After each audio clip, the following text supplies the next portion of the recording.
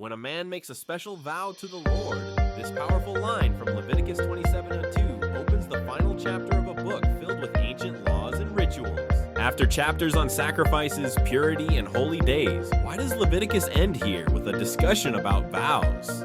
It's because this chapter touches on the very peak of worship. It's not about what's required, but what is freely, voluntarily given from a devoted heart.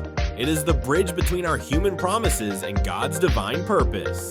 Today, let us explore the deep spiritual meaning of making a vow to God and discover how this ancient act of faith can transform our lives. In ancient Israel, a vow was a sacred and serious commitment. It was a conditional promise, often made in a time of distress or deep gratitude.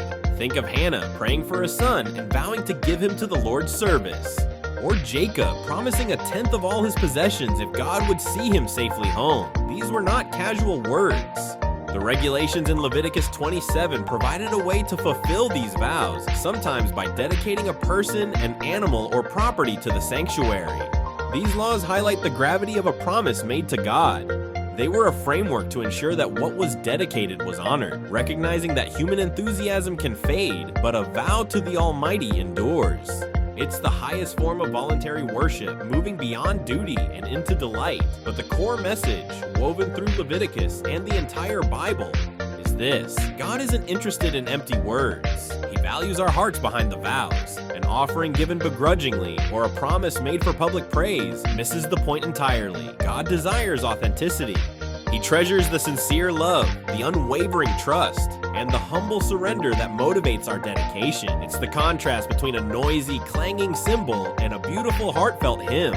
When we dedicate our lives to Him, He looks beyond the external act and gazes into our soul. Is this gift an expression of love?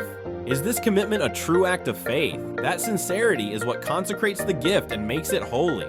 And this is where we witness a divine miracle. When we dedicate our time, gifts, or lives to Him with a pure heart, He multiplies what we give. This is a spiritual law as certain as gravity. A small seed of faith, when planted in the soil of sincere commitment, can grow into a mighty, life-giving tree. Your 1 hour of volunteer work can ripple outwards, bringing comfort and hope to dozens. Your small, consistent financial gift can help build a foundation for a ministry that impacts generations. God takes our humble, seemingly insignificant offerings, and through His infinite grace, He expands their reach and power in ways we could never have imagined. Our finite giving is met with His infinite blessing.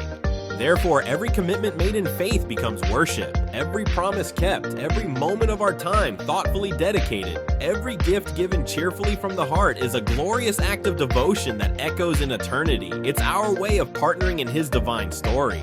It's how our ordinary lives can bring extraordinary glory to His name.